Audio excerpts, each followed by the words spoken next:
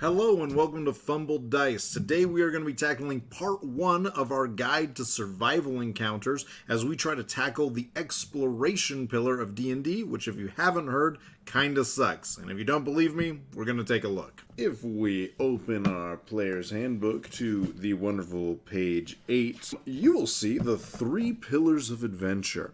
And one paragraph is known as exploration. So, not a whole lot there. Literally, that is the only reference to exploration in the entire player's handbook. If you go to the back of the index and go and look at exploration, you will find down there, the only reference is page 8. Not satisfactory. Then if we instead move to page 242 of the Dungeon Master's Guide to Exploration, we will get a whole 3 columns, right? 1 column, half a column, half a column, not even a full column, for exploration. Not too impressive for what they consider to be a pillar of the game. If you don't know what I mean when I say a pillar of the game, D&D is basically built on 3 pillars of the game that they self-profess. Those pillars are exploration, which we're going to talk a lot about today, as well as social, as well as thirdly combat. Now, the one we are probably all most familiar with is combat, if you've played D&D much. Though social is somewhat supported in the sense that that is more of a talking interaction supported by skills. Where it all kind of falls apart is in exploration, which really either is just solved completely or becomes very tedious. It isn't very fun, and that is kind of the most important thing to me when you're playing a game like this, is that it should be fun. So what we're going to be doing today is we're going to be gamifying that pillar of survival a little bit more through the use of what we call survival encounters. The very first thing you're going to need to do is pick a region. So this can be anything you can imagine. This could be the elemental plane of water. This could be the friendly fairy forest next to your hometown. Or it could be a volcano or a mountainside, right? You're just going to pick the area that your party is planning on traveling through. And you're then going to want to pick a few details that will become what we are going to call regional hazards. And the point of these are the flavor or the personality of the region you're going through.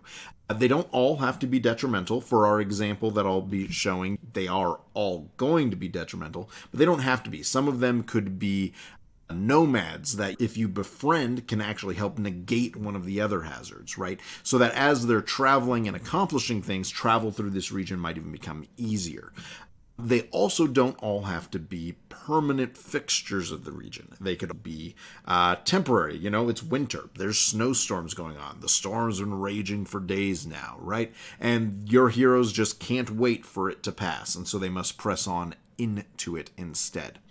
So the very first thing, like I said, is you're going to pick at least 3 details to be hazards for your region. For this example, we are going to need a pencil. We are going to need a half piece of paper, and we are going to need some dice. Specifically, these D6s, which you can pick up at a local game store. Alright, let's move it off. So, I've already started a little bit. Here we have a piece of paper. Pardon my handwriting. It's pretty horrible. Probably defeats the purpose of doing this, but shattered plains is what we're going to call it. We are then going to pick a few more details that we think are important. For the shattered plains, I think I want a place that has snowstorms. Okay, that's an interesting detail, right? We're going to do some snowstorms. We'll have some packs of wolves, because those seem good. And we will go ahead and also add, we'll make it a mystery for now. We'll allow ourselves to improv it either on the moment or we'll just keep it a mystery. Like, I have one in mind, but we're going to make it a mystery. There we go. So we got our 3 things. Now what we want to do is we want to assign a score to each of these things, known as a severity score. Is what we're going to be calling it. And this is basically how severe it is, as well as how much it impacts the area. So if it's kind of unavoidable, you're going to want a high severity. If it also is really tough, that can also be a high severity. The goal is to set it between 1 and 5. Really, there's no real upper limit to these, but we're going to go ahead and assign one between 1 and 5, and I'm going to keep it on the lower end, and you'll understand why as we get to the end of this. So, snowstorms, we're actually going to put it at 2, right? You know, kind of hard to miss a snowstorm, especially if you're traveling. It's going to be issues, especially because these are like, the idea is that there's lots of snowstorms, right? Packs of wolves, we'll actually put it at 1. Our heroes are fairly proficient, and so they should be able to handle that pretty well. And then finally, for our mystery one, I'm going to go ahead and put that at a severity of 3. I'll put it in parentheses here. Ding! What it is, it's a mystery, but these are goblins with demon blood. The next thing we're going to want to do is also set a severity for the region itself. Start at either a 5, a 10, a 15. Above that is going to be much higher levels, but those are kind of anywhere up to 25. I don't think you can do above 25, and even 25 would be pushing it. The bounded accuracy of skills makes it very hard for this to work if you get much above a 25. So somewhere between 5 and 20, and you can pick numbers in between. I'm going to do increments of 5. We're going to make the Shattered Plains a 10. And that is its severity score. Now, the big thing this is going to affect, which we'll get to in a little bit, is going to be their DCs, and it's going to affect how frequent these things are. So how much your players have to deal with these effects. We've got our region severity, and we have 3 regional hazards, as we're going to call them, and they have their severity score. Now, another thing you can do is you can set a perception DC. So the idea is that your heroes are going to become aware of these hazards either by being out in them, or they're going to hear rumors from town, or, you know, talk to someone, and someone's like, oh, don't go out there. The snowstorms have been going for the last 3 weeks, right? You know, your players should be able to gather some information. If they don't, though, or perhaps some of these things you want to be more hidden, the townsfolk don't really know what's happening, then you are going to want a perception DC. And I do this off of passive perception. So we're going to say our players were warned about the snowstorms. So they know it, but if they didn't, you know what? The passive perception is only a 10. You got to be kind of blind not to see that there's a snowstorm going on. Meanwhile, packs of wolves, if you haven't heard about them or haven't been paying attention, well, you may not realize they're there until they're on top of you. But, you know, once again, this is not a hugely difficult region, so we're just going to set it at a 13. Finally, the last one, goblins with demon blood. Even if you know there's goblins, you may not realize that they're demon infused. So we're actually going to make that a pretty hard passive perception at a 15. And the main thing is that just gives you a little bit of, oh yeah, you know about these hazards, you don't know about other hazards. And the reason that's important will come up later in a bit. All right, so just to recap real quick, we pick our region, we pick our 3 details or hazards for that region, and then we pick a severity for each of them. That severity is going to affect the DCs later on, as well as how many of the hazards the players have to deal with. Your region severity is going to affect that starting DC for each of those hazards. So if your region severity is a 10, that means the first DC that will be added will be a 10. Then you also can set a passive perception DC. Now, you don't need to do the perception, and honestly, the first couple times you run this, I would not do a perception DC. Get the hang of it, and then start throwing in those curveballs where maybe they can't detect what is coming up, which means that they can't deal with it, which can be lots of fun, and I actually do recommend in the long run, but when you're first getting into this, I wouldn't worry about it. Now that we've figured out our region, and that can all be pushed to the side, we now need to figure out what your party is doing. So the first thing to determine is where they're traveling to, right? And then determine how many days it's going to be. When you do this survival encounter, you're going to want to pick how long it's going to be, as well as what time increment you want to approach. So you can do this for if you're traveling 5 days away to the Kingdom of Nastrum, and that could work. But if there's a bunch of different regions in there, it might be better to break it into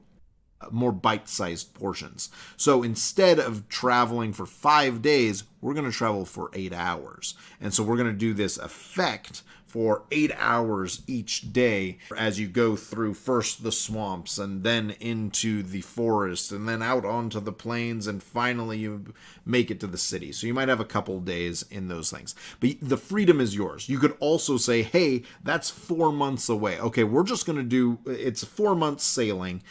I don't want to do that daily. I don't want to do that hourly, definitely, right? So let's just do it by the week, or let's do it by the month, and we can just do 4 months all at once. What we need to determine is we have our regional hazards. These are what they're going to have to deal with when they go through a region.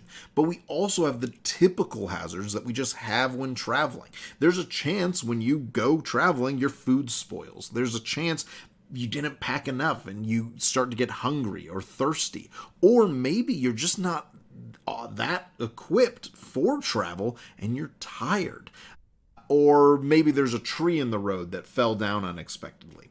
What we are going to generate are the travel hazards, or the number of problems that come out outside of the region. So these are things that could happen literally anywhere. And what you're going to do is you're going to grab a number of D6s equal to your party. You're also going to add another d6 for each period of time that you're traveling. So if you're traveling for 5 days, add 5 dice. If you instead decide to do the survival encounter over a few hours, add the number of hours. Once you have the, dice for your party, and then you have the dice for the days traveled, it is kind of customized to what your characters have. So you're basically just going to look at their constitution modifier, and you're going to look at the period of time you're traveling. And you're going to subtract that constitution modifier from the period of time for each character. The remainder after the, subtracting is going to be how many more dice you need to add. So, for example, if you're traveling 3 days and you have a constitution score of a 14, well, the modifier is going to be a 2, so 3 minus 2 is 1. Okay, so the player who has a 14 in con is going to add 1 dice to the pool. Even more if you only have 10 con, right? That'd be 3 dice for how many days you're traveling. And this basically represents the fact that your characters are getting road weary, right? It just is taking time, it's taking effort, and they're starting to get a little bit sloppier. They're starting not to watch as much. But if you have a high constitution, you're going to have to be traveling 4 or 5 days to have that same effect. Once you have the dice for your hazard pool, you're then just going to roll them, and you're going to count out all of the ones. And those ones will become your hazard pool that you will then combine with your regional hazards based off the severity of those hazards. So if you had set a regional hazard of 4, you will add 4 automatic ones for that specific hazard. Now, do keep those separate. Travel hazards should be in their group, and each regional hazard should be in their own group. We are going to take those D6s that we talked about. Our party is going to have, we'll say there's 4 party members, so we get 4 D6s right there. We'll say they're traveling 3 days, so we'll add another 3. And most of the party doesn't have a 16 constitution, which means that we're going to have to add a die for each party member that doesn't. So we'll say 1 does, a Goliath fighter. So we'll add 1 for the ranger who's got a 14. We'll add 2 for the rogue that has a 12. And another 2 for the wizard who also has a 12 in constitution. They have a get 2 because you take the number of days, which is 3, and subtract the con modifier. So the rogue has a 1 con modifier, so then we get 2 as the remainder, and so we add those. We have our party members, we have our days traveled, and then we have that constitution. Now, we're then going to roll these dice, and the only number we care about, remember, is a 1. So you'll notice, we're rolling, a dozen dice here. Chances are you're only going to get 2 ones, maybe 3. The average is 2. 2 came up once, which is exactly average. So we now have our travel hazards here to the side that, let's just make a little spot for that. We'll just do travel hazards just like that. And we have 2, so we'll put 2 dice over there. And remember, travel hazards have a severity of 1. Default. Now, you can make a region that, it's a desert, and so everything's harsher. So travel hazards are 2 severity. Or what I would recommend is instead make it so 2s and 1s give you travel hazards. But for this, 1s give you travel hazards. We're going to add 2 for our snowstorms because they had a severity of 2. We're only going to add 1 more for our packs of wolves because we only have 1 severity on our packs of wolves. And then our mystery that our players are unaware of, or the goblins with demon blood, are going to get 3 ones. So I recommend, you could keep it completely secret, but just to build that anticipation and that tension, is to basically let them say, hey, you know what the snowstorms are. Hey, you know about the packs of wolves. There's something else out here that is going to basically hinder you and pull you back. And so you got them set up there. And with that, we have formed our hazard pool. The next thing we're going to need to do is we are going to need to set up our point of survival track. And our point of survival track is really, it's initiative. We just don't want initiative bonuses to apply in it, so we gave it a new name. So we call it the point of survival. Very dramatic, I know. And basically what it's going to be is you're going to set up a chart that has the different initiatives for your player, and they'll use nature and survival in this case rather than initiative to kind of give their awareness and how well they are at navigating the field. Now, you could change that depending on the setting you're in. Now, I would keep it as the default, but if, for example, you were traveling through an arcane dimension of magic and wonder, well, nature and survival doesn't make as much sense. Maybe do arcana in that sense instead. Or if you're traveling through ruins, in a more post-apocalyptic type idea, well, maybe history would be a better way to do it. Point is that you can kind of have that freedom, but the default is nature and survival. So the way you'll set up that point of survival is you will set your severity 1 hazards, so that's going to be your travel hazards and maybe some other hazards you make, at a point of survival 0. Then if they have a 2 severity, you just put them at 5, 3, 10, so forth, all the way up to potentially 25. You'll then put the hazards in at their spots.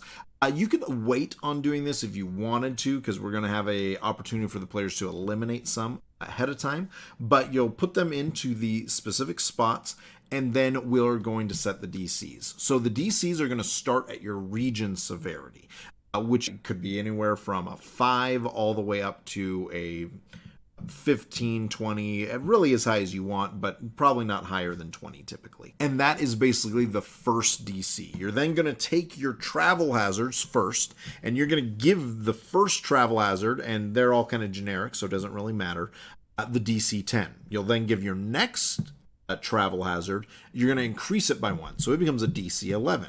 Once you're done with your travel hazards, you then jump in to your regional hazards. So for each severity you have, you are going to add another hazard at the next higher DC. So if you have a regional hazard with 2 severity, the first one will take the next DC, so a 12, and then the next one would be a 13, until you've gone through all your hazards and set up their DCs. With that, you are now prepared for the survival encounter. All right, for our next thing, we're actually going to move this to the side just a little bit, and we're going to bring out a little card to track our point of survival. So point of survival, remember, is our kind of our initiative for the survival encounter, right? It basically is going to give us when people are going and when the hazards become deadly. So first off, there are basically a few spots. So there is a 0 spot that we'll put down here at the bottom. Then there is a 5 spot, a 10 spot, a 15 spot. I'm going to put I didn't space as well, a 20 spot, and finally there's a 25 spot. This is based on the severity that you have put out. So our travel hazards are severity 1, so they're going to be right at the end. Down at the bottom, travel hazards. We got 2 of them, so we're going to put 2 down there. Then we have a pack of wolves, so we'll put the pack of wolves down there as well. Then we have at severity 2, we have our snowstorms, so that's a 5 on the point of survival.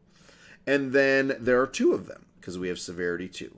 There's going to be 3 of the goblins, because they are severity 3. Alright, so we have our point of survival all set up. Now the big thing is this is what you can do ahead of time, right? You know that these are going to be here. They're going to have to deal with it in their travels. Now we need to set the DCs. So remember, the DCs start at the region severity. And so our region severity, if we move over here just for a second, was a 10. I know, that was like forever ago. But our region severity is a 10. So that means our DC starts at a 10. So we are going to go through the travel hazards first. So our first travel hazard is a DC 10. Our second travel hazard is going to go up by 1 and become a DC 11. Then we go to our regional hazards, and we usually will start with the lowest severity first. So as we go to our pack of wolves, they will be the DC 12. Then we'll have a DC 13 snowstorm and a DC 14 snowstorm. And then we will go up to a DC 15, DC 16, and DC 17 as we go into our goblins. So you'll notice this could get out of hand pretty quickly. That's part of the reason we don't want our severity to be too high, is because that's how many there are, as well as the DCs for them, which can get pretty difficult.